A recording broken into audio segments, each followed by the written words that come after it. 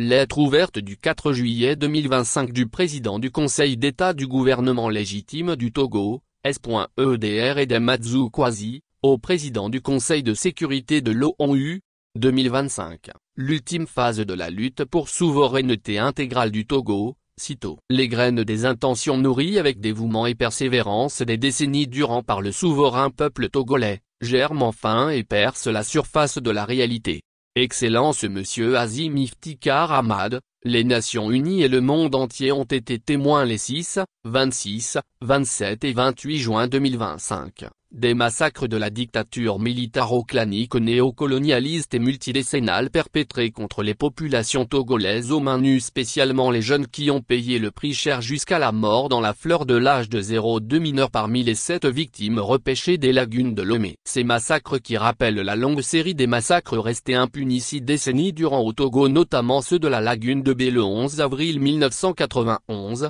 ceux des centaines de corps retrouvés sur les plages du Togo et du Bénin l'été 1998 au lendemain de la présidentielle controversée de juin 1998, les massacres de plusieurs centaines de citoyens en avril 2005 lors de l'accession sanglante au pouvoir de Faure Gnassingbé relevés dans le rapport Doudou Diène de votre institution constituent des violations graves des droits humains et un acte de guerre contre la population civile. Ces massacres ne diffèrent guère des crimes contre l'humanité au rang desquels figurent notamment le meurtre, la torture, la persécution, les disparitions forcées, et qui sont souvent perpétrés dans le cadre de politiques d'État, voire être le fait de groupes armés non étatiques ou de forces paramilitaires comme l'ont révélé les tragiques événements survenus ces dernières semaines à Lomé, la capitale togolaise. Les violations des droits humains grevées de la quasi-absence de services publics essentiels et de l'ineffectivité réelle du gouvernement dont la banqueroute de la gouvernance est attestée par les données du FMI qui classe le Togo,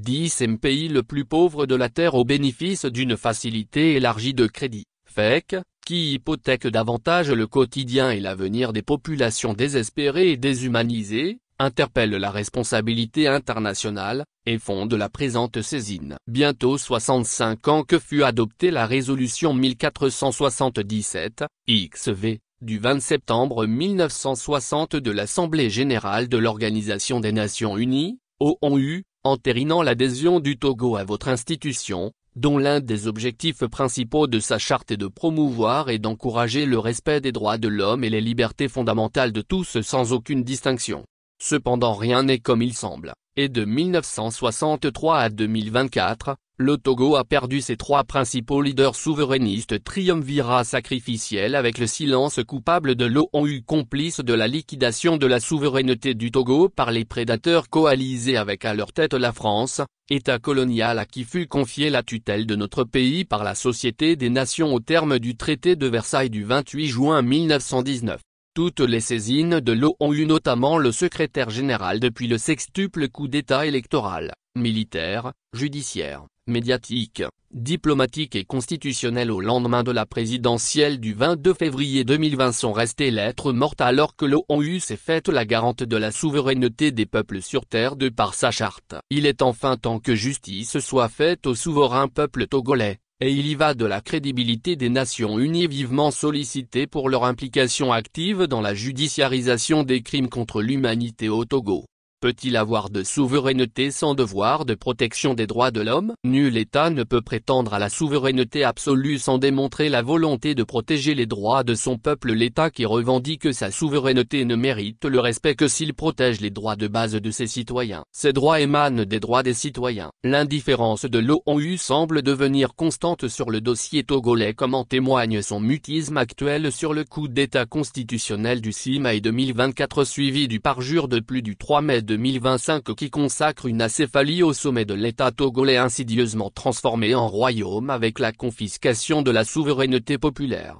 ce qui soulève un grave problème éthique, juridique et politique sans précédent auquel ne saurait se soustraire le Conseil de sécurité après tant de tergiversations sur la question togolaise qui montre à suffisance la faillite de la dictature néocolonialiste sexagénaire soutenue par la France. La situation actuelle du Togo s'apparente à celle d'un État failli devenu une plaque tournante de la haute criminalité internationale comme en témoigne le massacre du 24 août 2024 à Barsalogo et les tentatives de déstabilisation du Burkina Faso. et renvoie donc à la tragédie nationale actuelle des populations togolaises avec des répercussions sur la stabilité régionale et internationale. L'énucléation de la grave crise politique sans précédent que connaît le Togo constitue donc un impératif éthique pour la communauté internationale, spécialement l'ONU, qui a une haute responsabilité historique envers le Togo au regard des 9 graves contentieux qui les opposent depuis le traité de Versailles. 6 des 9 contentieux sont dans ma lettre ouverte du 20 septembre 2022,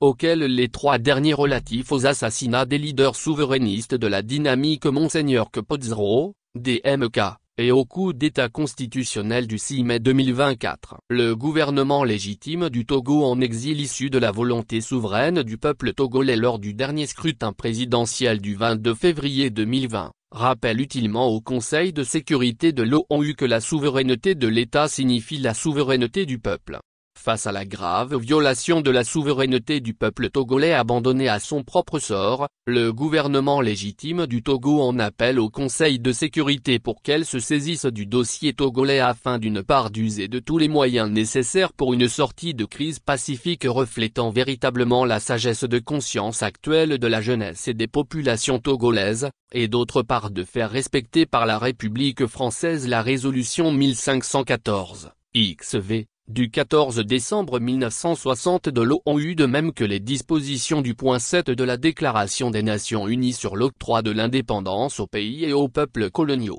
Tous les États doivent observer fidèlement et strictement les dispositions de la Charte des Nations Unies, de la Déclaration universelle des droits de l'homme et de la précédente déclaration sur la base de l'égalité, de la non-ingérence dans les affaires intérieures des États et du respect des droits souverains et de l'intégrité territoriale de tous les peuples. C'est à ce titre qu'au nom du souverain peuple togolais et du gouvernement légitime du Togo en exil que je préside, je viens interpeller le Conseil de sécurité de l'ONU que je prie de recadrer la perspective de sortie de crise dans le sens de l'intérêt supérieur du souverain peuple togolais en accordant une attention particulière au manifeste de refondation éthique et souveraine du Togo, reste, 6 juin à la présente. Je sais pouvoir compter sur la vive conscience de l'ONU d'être la balise pour les peuples du monde qui ont besoin d'atteindre des ports sûrs, de même que celle de la juste cause du souverain peuple togolais résilient, actuellement parvenu au point de non-retour dans sa quête intrépide et résolue de souveraineté,